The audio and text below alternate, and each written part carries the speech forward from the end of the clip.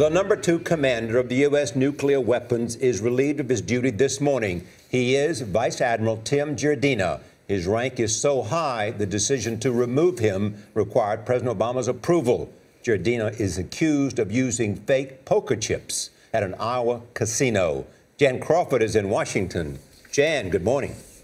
Well, good morning, Charlie and Nora. You know, the Navy started this investigation back in July. They were tipped off by Iowa State Police. No criminal charges have been filed yet against the admiral, but he already has been stripped of his 3-star rank.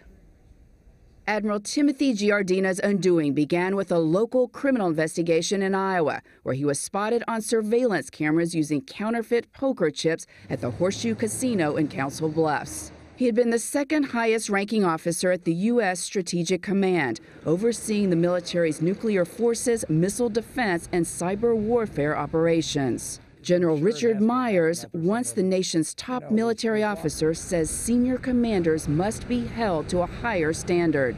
He's never heard of one relieved of duties because of gambling. When people do background checks on you, they ask, do you have a sex habit? Do you have a gambling habit? Do you have a drinking habit? Do you have a drug habit? All of those could lead to a situation of blackmail. Casino owners noticed the fake chips in June and contacted Iowa police. Once they discovered Giardina's identity, state investigators alerted the Navy, which in July opened its own investigation. 2 months later, Giardina was suspended, but allowed to remain on base. Now that he's been relieved of his command, Giardina will revert to the rank of Rear Admiral and be transferred to Washington. He does not have to do something that's illegal.